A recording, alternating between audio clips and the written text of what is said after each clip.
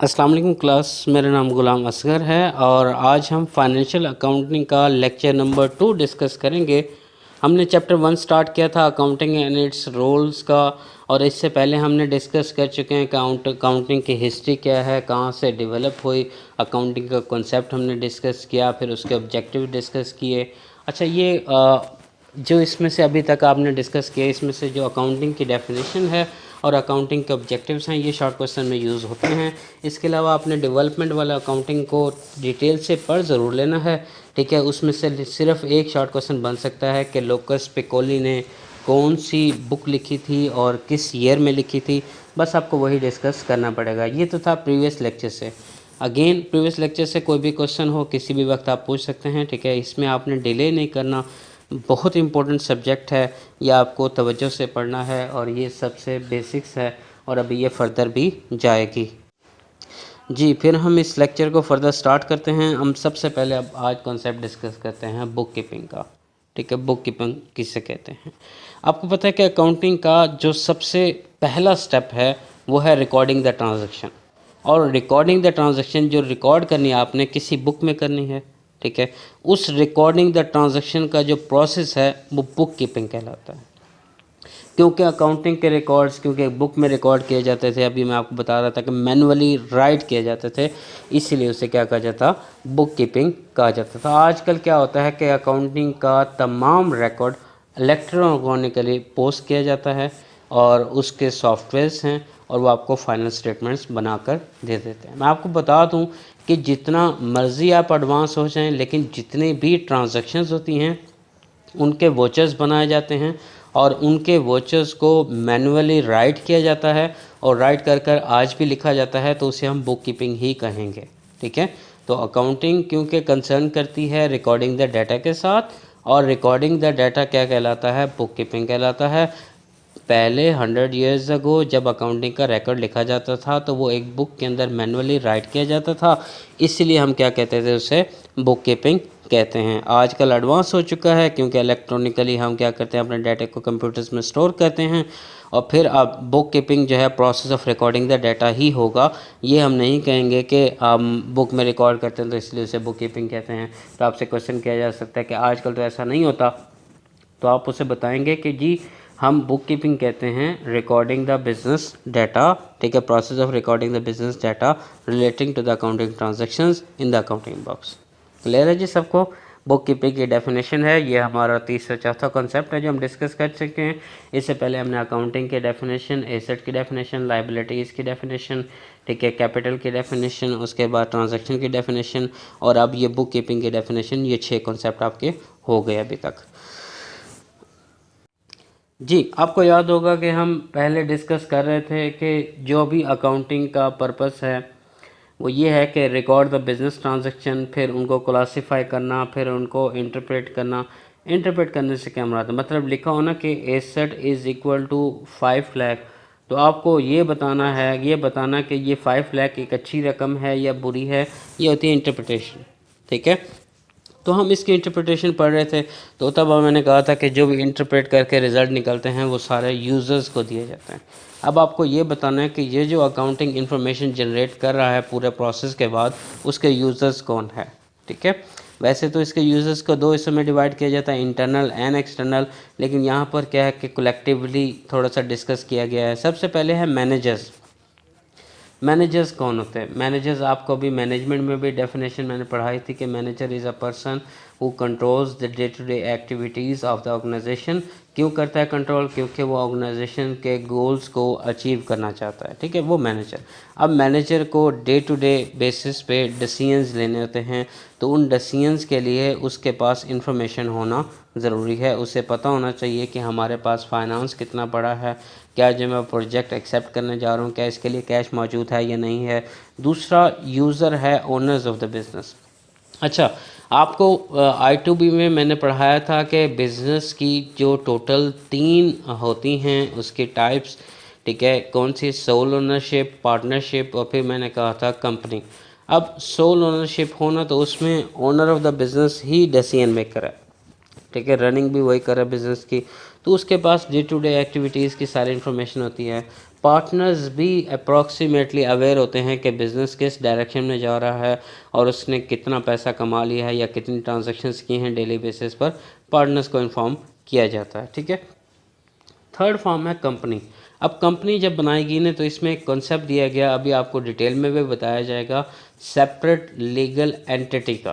किस चीज़ का? Separate legal entity का। सेपरेट लीगल एंटिटी से मुराद के business is separate from its owners, के ओनर्स का कोई लेना देना नहीं है कारोबार के साथ।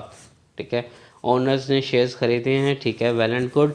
अगर बिजनेस प्रॉफिट कमाएगा तो उन्हें डिविडेंड मिलेगा, ठीक है, लेकिन उनका कोई डायरेक्टली इन्फ्लुएंस नहीं होना चाहिए मैनेजमेंट के ऊपर। ठीक है। जब इन्फ्लुएंस नहीं होना चाहिए तो अब उन्हें बिज़नेस के अंदर होने वाले हालात का कैसे पता चलेगा?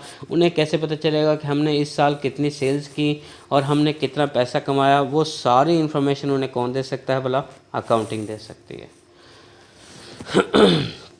नेक्स्ट है जी प्रोस्पेक्टिव बायर। अगर मैं किसी भी नए बिज़नेस के साथ या पुराने बिज़नेस के साथ आज ट्रांजैक्शन करने जा रहा हूं और मैं ये जानना चाहता हूं कि वो बिज़नेस कितना अच्छा है, क्या वो मेरी ट्रांजैक्शंस के पैसे भी पे करेगा या नहीं करेगा, या मैं उससे चीज़ ख़रीदूं तो वो क्वालिटी बेसिस पर अच्छी होगी, क्या उसकी गारंटी है या नहीं है, तो आप क्या करते हैं कि बिज़नेस के कुछ चीज़ें इन्फॉर्मेशन इकट्ठी करनी शुरू करते हैं और उसके रिकॉर्ड्स को पढ़ना शुरू करते हैं, उसे ढूंढना शुरू करते हैं कि वो बिज़नेस कहाँ से आया है, कौन है लोग। तो ये सारी इन्फॉर्मेशन आपको अकाउंटिंग दे सकते हैं। क्यों? क्योंकि अकाउंटिंग हर साल के एंड पर या एक पीरियड के बेसिस पर, पीरियडिक बेसिस पर फाइनेंशियल स्टेटमेंट्स छापती है। आप उसे इंटरनेट पर सर्च कर सकते हैं। अगर आप नेस्ले की सर्च करना चाहें तो आप लिखें annual report, Nestle annual report 2020 या 2021, तो आपको क्या करेगा, वो उसकी एनुअल रिपोर्ट दे देगा। उस एनुअल रिपोर्ट के अंदर आप देखेंगे कि कंपनी के डायरेक्टर्स कौन हैं, कंपनी के ओनर्स कौन हैं, ठीक है, वो कंपनी क्या बिज़नेस करती है, कितनी प्रोडक्ट्स बनाती है, सारी की सारी इंफॉर्मेशन गिवन होती है। तो एक जिसने एक प्रोस्पेक्टिव बायर जो बिज़नेस के साथ ट्रांजैक्शन करने को तैयार है, उसको सारी इन्फॉर्मेशन कहाँ से मिलती है? यहाँ अकाउंटिंग से मिलती है। दूसरा है बैंक। बैंक की ज़रूरत क्यों पड़ती है? मैं आपको बता चुका हूँ पहले भी जी। तो हम ये डिस्कस कर रहे हैं कि बैंक का आखिर क्या रोल है, उससे क्यों इन्फॉर्मेशन चाहिए। तो मैं ये बता रहा था कि हम पहले भी डिस्कस कर चुके हैं कि जब भी कोई बिज़नेस स्टार्ट होता है तो बिज़नेस के लिए हमें एसेट्स चाहिए होते हैं। ठीक है। उन एसेट्स को परचेज़ करने के लिए या तो हम अपना कैश यूज़ करते हैं, जिसे मैंने कहा कि कैपिटल, ठीक है, या फिर मैं कहूँ ओनर इक्विटी। अगर अपना कैश यूज़ नहीं करना तो हम क्या करते हैं कि बैंक से लेते हैं लोन।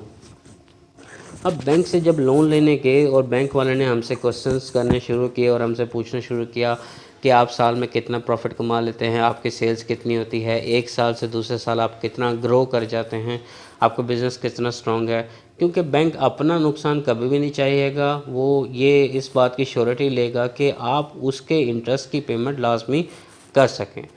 तो क्या है कि एक बैंक को बिज़नेस के बारे में सारी इन्फॉर्मेशन चाहिए, तो आप क्या करते हैं, बजाय उससे इंडिविजुअली डिस्कस करने के, आप उससे क्या करते हैं, अपनी फाइनेंशियल स्टेटमेंट्स या फिर एनुअल रिपोर्ट्स फराहम करते हैं। वो आपके एनुअल रिपोर्ट्स को स्टडी करता है, आपके बिज़नेस को स्टडी करता है, तो फिर आपको वो लोन प्रोवाइड कर सकता है। फिर है जी टैक्स इंस्पेक्टर्स। टैक्स इंस्पेक्टर्स पहले हुआ करते थे, आजकल पाकिस्तान में भी नहीं है। आजकल क्या किया गया है कि जो भी टैक्स पेयर्स हैं उन्हें खुद ये अथॉरिटी दी गई है कि वो अपनी खुद एवेल्यूएशन करें, अपने एसेट्स को रिकॉर्ड करें। एसेट्स को रिकॉर्ड करने के बाद जो भी उनके ज़िम्मे टैक्स पड़ता हो वो खुद पे करते हैं। तो अब ये खुद टैक्स पेयर्स के ऊपर लागू किया गया। इससे पहले क्या होता था कि टैक्स इंस्पेक्टर्स हुआ करते थे। वो इंस्पेक्टर्स क्या करते थे कि वो जो भी टैक्स नहीं पे कर रहा होता था उसको नॉमिनेट करते थे, उसकी निशानदही के बाद उसको अगर फ़ाइन करना होता था तो उन्हें फ़ाइन कर देते थे, या जो भी चार्जेस उनको लगाने थे लगा देते थे।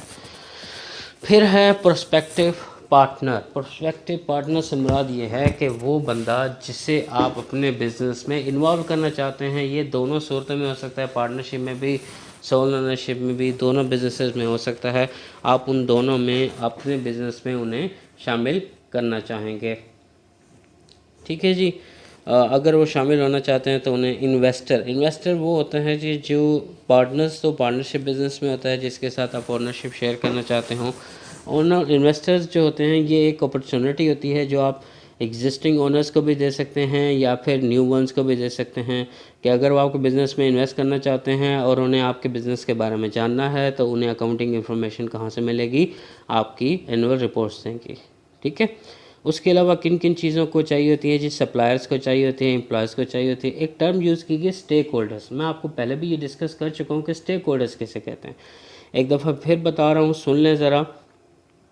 स्टेक होल्डर्स वो तमाम पार्टीज़ होती हैं जो कि ऑर्गेनाइजेशन के या बिज़नेस के, जिसकी भी आप बात करें, उसके डिसीजन मेकिंग से इफ़ेक्ट हो। कैसे भला? तीन पर्सनस होते हैं इफ़ेक्ट। एक होते हैं इंटरनल्स जिसमें आपके एम्प्लॉयज़ और सारी मैनेजमेंट सब होते हैं। फिर होते हैं एक्सटर्नल्स, एक्सटर्नल में आपके शेयर होल्डर्स वगैरह, ठीक है, बैंक वगैरह, ठीक है, आपका इकोनॉमी वगैरह, वो सारे हो गए। और एक थर्ड पार्टी है जिसे हम कहते हैं इन्वायरमेंट। ठीक है, आजकल एक नया कॉन्सेप्ट इवॉल्व किया गया है कॉर्पोरेट सोशल रिस्पॉन्सिबिलिटी का, कि जिस सोसाइटी में आपने कंपनी बना रखी है उस सोसाइटी में कंपनी बनाने की वजह से आपके ऊपर कुछ रिस्ट्रिक्शंस लागू होती हैं। जैसे आपने कोई केमिकल मवाद नहीं फैलाना, ठीक है, किसी को नुकसान नहीं पहुंचाना, ठीक है, पानी बर्बाद नहीं करना, ठीक है, केमिकल वेस्ट पानी में नहीं डालना, लोगों की सेहत को नुकसान ना पहुँचे। ठीक है, ये सारी चीज़ें, इसे कहते हैं कॉर्पोरेट सोशल रिस्पॉन्सिबिलिटी। अब सारी की सारी ऑर्गेनाइजेशन की एफ़र्ट क्यों कर रहा है, ऑर्गेनाइजेशन एफ़र्ट क्यों कर रही है कि जिन जिन स्टेक होल्डर्स को इंफॉर्मेशन की ज़रूरत हो उनको इंफॉर्मेशन प्रोवाइड की जा सके। हालांकि अकाउंटिंग जो है एक बहुत ही कॉस्टली प्रोफेशन है, कि इसमें बहुत ज़्यादा कॉस्ट आती है रिकॉर्ड्स को मेंटेन करने की, फिर उन्हें जो है ना प्रेजेंट करने की सारी चीज़ें।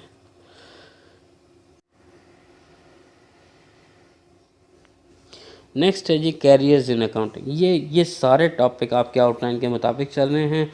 मैंने अभी तक कोई भी न्यूमेरिकल डिस्कस नहीं किया, और न्यूमेरिकल अगर डिस्कस किया तो कोशिश करूँगा कि मैं उसे वाइट बोर्ड पर करूँ और वहाँ पर लेक्चर रिकॉर्ड करूँ। लेट्स होप कि ईद के बाद जो है ये लॉकडाउन की सिचुएशन ख़त्म हो जाए, क्योंकि अकाउंटिंग एक ट्रिकी सब्जेक्ट है। ये इस तरह से आपको स्लाइड्स पे समझ नहीं आने वाला। ये सारा थ्योरेटिकल पोर्शन था, तो आप इसको तैयार कर लेंगे। अभी आपको स्लाइड्स भी फॉरवर्ड करते जाएंगे, आप इन्हीं स्लाइड्स को ही पढ़ें और उस लेक्चर को सुन लें तो काफ़ी फ़ायदेमंद है। इसी में जो डाटा है इसी को ग्रैब कर लें तब भी काफ़ी रहेगा, वरना आपको प्रॉपरली बुक भी मैं आपको रिकमेंड कर दूँगा।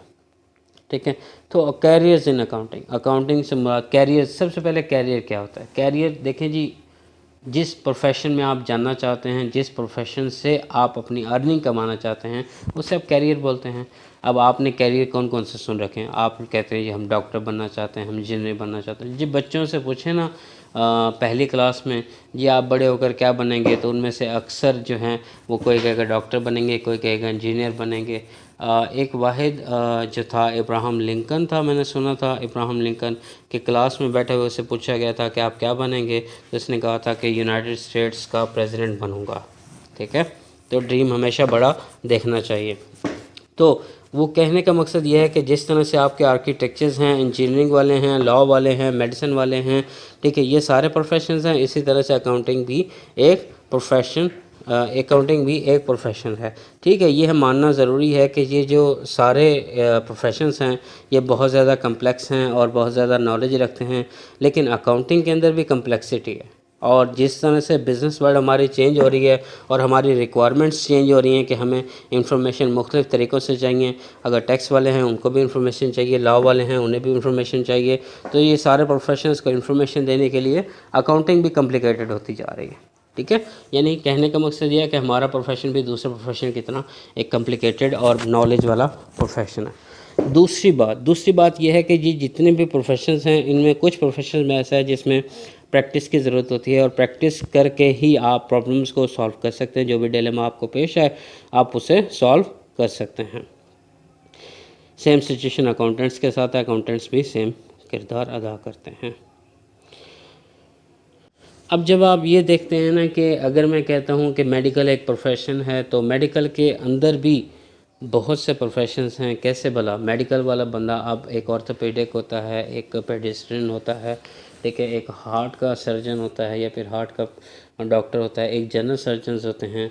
तो एक ही पेशे के अंदर बहुत से पेशे और पाए जाते हैं। अगर इंजीनियरिंग की बात करें तो इलेक्ट्रिकल इंजीनियरिंग है, सिविल इंजीनियरिंग है, मैकेनिकल इंजीनियरिंग है, ठीक है। कंप्यूटर साइंसेस की बात करें तो CS में होता है आपका BS, फिर IT में होता है, ठीक है। इंफॉर्मेशन टेक्नोलॉजी में सॉफ्टवेयर इंजीनियरिंग है, ठीक है। एथिकल हैकिंग है और बहुत से प्रोफेशंस हैं, लेकिन हमारे पाकिस्तान में इतने नहीं हैं। इसी तरह से कहने का मकसद ये है कि जिस तरह से दूसरों के पास एक ही प्रोफेशन के अंदर स्पेसिफिक फील्ड्स हैं, हमारे पास भी स्पेसिफिक फील्ड्स हैं। हम उन्हें 4 कैटेगरीज़ में डिवाइड करते हैं। पहली कैटेगरी है पब्लिक अकाउंटिंग, दूसरी है मैनेजमेंट अकाउंटिंग, तीसरी है गवर्नमेंट अकाउंटिंग और चौथी है अकाउंटिंग एजुकेशन, ठीक है। तो वन बाय वन हम इनको डिस्कस करेंगे। तो सबसे पहले है पब्लिक अकाउंटिंग। पब्लिक अकाउंटिंग से क्या मुराद है? देखें, आपके पास अकाउंटिंग की कुछ डिग्रीज़ हैं, जिसमें आपका नाम लूँ ACCA, ACMA, ठीक है, CPA। ये सारे के सारे क्या हैं? ये प्रोफेशनल अकाउंटेंट हैं। जब ये अपनी अकाउंटेंसी के सर्टिफिकेशन हासिल कर लेते हैं तो ये क्या करते हैं? जनरल पब्लिक को भी ये ऑफ़र कर सकते हैं सर्विसेज, ठीक है। गवर्नमेंट को भी ये सर्विसेज ऑफ़र करते हैं। ये पब्लिक अकाउंटेंट्स होते हैं, ठीक है। इन्हें हायर किया जा सकता है। ये आपके बड़े बड़े डिसीजंस करते हैं, जिसमें आपके मर्जर्स हो गए, मैन्युफैक्चरिंग प्रोसेस हो गए, न्यू प्रोडक्ट्स अगर इश्यूज़ करनी है, नए एसेट परचेज़ करना है, उसका मैनेज करना है, ठीक है। सारे नए बिज़नेस में शामिल होना, सारे डिसीजंस यही लेते हैं। आपको मर्जर का कॉन्सेप्ट तो याद है ना? मर्जर और एक्विजिशन। जी, मैं दोबारा रिपीट कर देता हूँ। मर्जर कहते हैं जब दो कंपनीज़ आपस में इस तरह से मिल जाएं कि दोनों के अपने नाम ख़त्म हो जाएं और दोनों मिलकर एक नया नाम इंट्रोड्यूस करवाएं। एक्विजिशन में होता है कि एक कंपनी दूसरी कंपनी को परचेज़ कर लेती है, तो जिस कंपनी को वो परचेज़ करती है उसका नेम बिल्कुल ख़त्म हो जाता है और पहली कंपनी अपना नेम फाइनल कर लेती है। मैनेजमेंट अकाउंटिंग, अभी आपको पढ़ रहे हैं फाइनेंशियल अकाउंटिंग, इसके बाद आप पढ़ेंगे कॉस्ट अकाउंटिंग, कॉस्ट अकाउंटिंग के बाद पढ़ेंगे मैनेजमेंट अकाउंटिंग। मैनेजमेंट अकाउंटिंग क्या करती है? मैनेजमेंट अकाउंटिंग जो भी फाइनेंशियल अकाउंटिंग और कॉस्ट अकाउंटिंग मिलकर इन्फॉर्मेशन इकट्ठी करती है, वो मैनेजमेंट अकाउंटिंग उस इन्फॉर्मेशन को यूज़ करते हुए मैनेजमेंट की ज़रूरियात के मुताबिक डिसीजन मेकिंग करती है। आपका चीफ़ अकाउंटिंग ऑफिसर या कंट्रोलर होता है। ये कंट्रोलर क्या करता है कि अकाउंटिंग डाटे को यूज़ करता है बिजनेस ऑपरेशंस को कंट्रोल करने के लिए। क्लियर है जी? फिर है गवर्नमेंट अकाउंटिंग। गवर्नमेंट एजेंसीज़ जितनी भी हैं वो भी अकाउंटिंग इन्फॉर्मेशन को यूज़ करती हैं। अब गवर्नमेंट तो दूसरों को ऑडिट कर सकती है, लेकिन गवर्नमेंट को खुद ऑडिट कौन करेगा? आपको अभी नैब का इदारा पता है कि नेशनल अकाउंटिंग ब्यूरो, वो क्या करता है कि दूसरों की जो है इंफॉर्मेशन, जो भी उसके पास लोग होते हैं उनको यूज़ करते हुए वो दूसरे लोगों की ऑडिट करता है। ऑडिट से मुराद कि उनके रिकॉर्ड्स को चेक करता है। अगर उनके रिकॉर्ड्स में थोड़ा सा भी हेर फेर नज़र आता है, फ्रॉडलेंट एक्टिविटीज़ नज़र आती है, तो वो उन्हें पनिशमेंट भी दिलवाते हैं। तो गवर्नमेंट की अकाउंटेबिलिटी के ऑफिसर्स होते हैं, ऑडिट्स होते हैं, ठीक है। आपके internal audit, external audit, internal audit की सीटें भी आती हैं, जूनियर ऑडिटर, सीनियर ऑडिटर की। तो गवर्नमेंट ने अपने इदारे भी बना रखे हैं जो उसके इदारों को ऑडिट करते हैं। IRS, audit of income tax return, ये एक गवर्नमेंट एजेंसी है। ये इंटरनेशनली वैसे यूज़ होती है। पाकिस्तान में FBR के नाम से यूज़ होती है, फेडरल बोर्ड ऑफ रेवेन्यू के नाम से, लेकिन यहाँ पर ये इंटरनल रेवेन्यू सर्विस के नाम से यूज़ की गई है। कि ये इंटरनेशनल बुकिश बातें हैं, लेकिन अगर आपको प्रैक्टिकल की बात बताऊँ तो हमारे पास FBR है, फेडरल बोर्ड ऑफ रेवेन्यू, ठीक है। वो ये काम करता है कि जितने भी लोगों ने टैक्स नहीं दिए, इनकम टैक्स जमा करवाए हैं, नहीं करवाए, कितने बनते हैं, ये सारे मामला से डील आपकी FBR करती है जी। SEC, किसी भी मुल्क के अंदर SEC का डिपार्टमेंट ज़रूरी होता है। हमारे यहाँ क्योंकि हमारा मुल्क पाकिस्तान है तो हम कहते हैं SECP, security and exchange commission of Pakistan, इसे कहते हैं वॉच डॉग।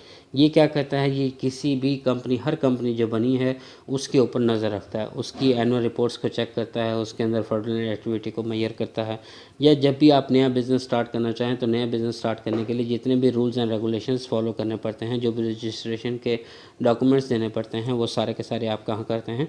SEC में सबमिट करवाते हैं और अपनी बिज़नेस को रजिस्टर करवा लेते हैं जी। आप अकाउंटिंग एजुकेशन,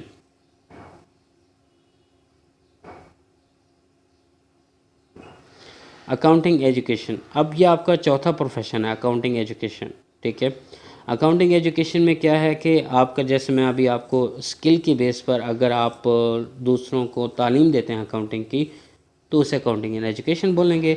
अब टीचिंग इसमें आ जाती है, ठीक है। और टीचिंग के अलावा इसमें रिसर्च एंड डेवलपमेंट का भी डिपार्टमेंट आता है। रिसर्च एंड डेवलपमेंट से मुराद क्या है कि जितने भी प्रॉब्लम्स आते हैं ऑर्गेनाइजेशंस पे, रिसर्चर क्या करते हैं, उसका सोल्यूशन ढूंढते हैं और उसका सोल्यूशन ऑर्गेनाइजेशन को प्रोवाइड करते हैं। तो अकाउंटिंग का ये भी बहुत बड़ा, आपके जितने भी कैरियर्स जो हमने पीछे बात की है उनको बिल्ड करने के लिए आपको अकाउंटिंग की प्रोफेशनल टीचर की ज़रूरत पड़ती है। ठीक है, ये भी बहुत अच्छा डिपार्टमेंट है। अब बुक कीपिंग के बारे में बात करते हैं। ठीक है, बुक कीपिंग अभी हमने बात पहले शुरू की थी कि बुक कीपिंग किसे कहते हैं, बुक कीपिंग सारा। अब वो कहता है कि अकाउंटिंग एजुकेशन के अलावा आप सिंपल बुक कीपिंग का भी काम कर सकते हैं। बुक कीपिंग से मुराद ये है कि आप एक क्लर्क के तौर पर, ये जिसे हम कहते थे ना मुंशी, ठीक है, वो मुंशी कहते हैं जी, क्लर्क छोटा मुंशी होता है और अकाउंटेंट बड़ा मुंशी होता है। उसका काम यही है कि किसी इंडिविजुअल पार्टी के अंदर, किसी इंडिविजुअल पार्टी के लिए, किसी स्पेसिफिक बिजनेस के लिए या किसी स्पेसिफिक पर्सनालिटी के लिए या किसी स्पेसिफिक हाउस के लिए आप क्या करते हैं, उनके अकाउंट्स का रिकॉर्ड रखते हैं और अपनी प्रोफेशनल जो है स्किल्स के थ्रू, प्रोफेशनल स्किल्स देते हुए उनके डाटे को इंटरप्रेट करते हैं और इन्फॉर्मेशन को यूज़ करने का तरीका बताते हैं। Accounting as a stepping stone, ये इसमें फिर वही डिस्कस करेगा कि पब्लिक अकाउंटेंट्स होते हैं, ठीक है, ज़रूरी नहीं होता कि वो किसी ऑर्गेनाइजेशन के अंदर हों। कुछ अकाउंटेंट्स आपके पब्लिक होते हैं जो आपके ऑडिट का भी काम करते हैं, ACMA ACA वाले, जैसे मैंने कहा इंस्टीट्यूट ऑफ चार्टर्ड अकाउंटेंट्स हैं, वो क्या कहते हैं, नए नए रूल्स एंड रेगुलेशंस बताते हैं। ठीक है, इसे कहते हैं accounting as a stepping stone. What about me, I am not an accounting major. वो कहता है कि अब जैसे कि आपको बताऊं कि सिर्फ BBA सेकंड में ये कोर्स नहीं पढ़ाया जा रहा, आपके कंप्यूटर साइंसेज वाले IT वालों को भी फाइनेंशियल अकाउंटिंग पढ़ाई जाती है। ठीक है, और भी बहुत से डिपार्टमेंट ऐसे हैं जहाँ पर ये तालीम दी जाती है, उनका कोई मेजर इनसे ताल्लुक़ नहीं होता, लेकिन क्योंकि IT वालों ने सॉफ्टवेयर वगैरह बनाने होते हैं तो जब तक वो अकाउंटिंग को समझ नहीं देते वो सॉफ्टवेयर कैसे बनाएंगे। तो ये क्वेश्चन उनके लिए, ये प्रोफेशन उनके लिए जो ये सोचते हैं कि हमारा बैकग्राउंड ही नहीं था जी, हम मेडिकल से आए हैं, हम इंजीनियरिंग से आए हैं, अब हम अकाउंटिंग कैसे कर सकते हैं। वो कहते हैं कि अकाउंटिंग को पढ़ने के लिए और अकाउंटिंग की ज़रूरत महसूस करना, यानी आपको अकाउंटिंग, आजकल जो भी बिज़नेस आप करें, जो भी ऑर्गेनाइजेशन ज्वाइन करें, वहाँ पर अकाउंटिंग की ज़रूरत होती है। ठीक है, फाइनेंस के स्टूडेंट्स को भी अकाउंटिंग की ज़रूरत होती है, उन्हें कॉन्सेप्ट समझने के लिए, पोजीशंस इन्वेस्टमेंट बैंकिंग के लिए, कंसल्टेंशन के लिए, फाइनेंशियल एनालिस्ट के लिए। इन शॉर्ट अगर मैं सारी चीज़ों का सम अप करना चाहूँ तो मैं यही कहूँगा कि अकाउंटिंग क्योंकि बिज़नेस की एक लैंग्वेज है और इसके बगैर, लैंग्वेज के बगैर आप किसी को भी बिज़नेस के बारे में इन्फॉर्म नहीं कर सकते। ठीक है, ये ऐसे है जैसे आप कोई सपोर्ट नहीं खेल सकते विदाउट रूल्स। जी, अब फाइनेंशियल स्टेटमेंट्स को डिस्कस करते हैं। आई नो कि लेक्चर थोड़ा सा लेंथी हो गया है, कोई बात नहीं, बस कीप इट अप रखें। बस ये लास्ट टॉपिक है हमारा फाइनेंशियल स्टेटमेंट्स। मैं सिर्फ आपको ये बताना चाहता हूँ कि जो भी बिज़नेस के अकाउंटिंग का प्रोसेस है उसकी फ़ाइनल प्रोडक्ट हमारी फाइनेंशियल स्टेटमेंट्स होती हैं। फाइनेंशियल स्टेटमेंट, सबसे पहले स्टेटमेंट्स कहते हैं। स्टेटमेंट किसे कहते हैं? स्टेटमेंट सिंपली डिक्लेरेशन होती है किस चीज़ की, कि जिस चीज़ को हम सच समझते हैं उसकी डिक्लेरेशन होती है। फाइनेंशियल स्टेटमेंट क्या करती है? ये डिक्लेरेशन करती है कि ऑर्गेनाइजेशन में क्या क्या चल रहा है, सच चल रहा है। तो फाइनेंशियल स्टेटमेंट्स शॉर्ट टर्म पे भी बनाई जाती हैं, लॉन्ग टर्म पे भी बनाई जाती हैं। ये क्वार्टरली बेसिस पर बनाई जाती हैं, सेमी एनुअली बेसिस पर और एनुअली बेसिस पर। क्वार्टरली बेटा कहते हैं 3 मंथ का एक क्वार्टर होता है और टोटल क्वार्टर हो गए 4। इसी तरह से सेमी एनुअली 6 मंथ्स को कहते हैं तो टोटल पीरियड्स बनते हैं 2। फिर बनते हैं एनुअली, एनुअली मतलब 1 साल का, ठीक है, उसमें बनाई जा सकती हैं। अब इन स्टेटमेंट्स में जो प्राइमरी बेसिस पर शामिल हैं, पहली स्टेटमेंट है स्टेटमेंट ऑफ फाइनेंशियल पोजीशन, जिसका नाम, दूसरा नाम बैलेंस शीट भी है। बैलेंस शीट क्या करती है? कंपनी की फाइनेंशियल पोजीशन, फाइनेंशियल स्ट्रेंथ को शो करती है एक स्पेसिफिक डेट तक कि कंपनी कितनी स्ट्रॉन्ग है। दूसरी है इनकम स्टेटमेंट, इसे प्रॉफिट एंड लॉस अकाउंट भी कहते हैं। ये क्या दिखाती है कि इस साल जो करंट ईयर, करंट पीरियड हो, कंपनी की profit and loss related activities को शो करती है, कंपनी के एक्सपेंसेस को शो करती है। फिर थर्ड स्टेटमेंट है statement of cash flow. Statement of cash flow सिर्फ और सिर्फ कैश से रिलेटेड एक्टिविटीज़ को ड्यूरिंग द पीरियड टाइम इसे रिकॉर्ड करती है। जी, अब आपने ये सारा पढ़ा और ये पहली स्टेज, मतलब आपने देखा कि फाइनेंशियल स्टेटमेंट्स 3 तरह की होती हैं और हमें समझ नहीं आई और हम क्या करेंगे। देखें, ज़रूरी नहीं है कि आप पहले ही लेक्चर में समझ लें। ये जो मैं फाइनेंशियल स्टेटमेंट बता रहा हूँ ये आपके मिड तक का टारगेट है और मिड तक हम इसे 1 बाय 1 एक एक स्टेप को लेकर चलेंगे। तो आपने ये नहीं सोचना कि आपको पहले ही स्टेप में आज ही सब कुछ तैयार हो जाएगा, नहीं। आपको थोड़ा वेट करना पड़ेगा और आपको ये दोबारा से सारा अच्छे से पढ़ाया जाएगा और तरतीब से चैप्टर वाइज हम इसे स्टडी करेंगे। ठीक है जी, थैंक यू सो मच। अगर आपका कोई क्वेश्चन है तो आप मुझसे पूछें। ठीक है, आपको पता है कि आप मुझे व्हाट्सएप पर कांटेक्ट कर सकते हैं। उसके अलावा हम इसकी भी मीटिंग रखेंगे फर्दर। आप कल या परसों जो है इसकी मीटिंग जो है आपको शेड्यूल बता दिया जाएगा। Thank you so much. अल्लाह हाफ़िज़।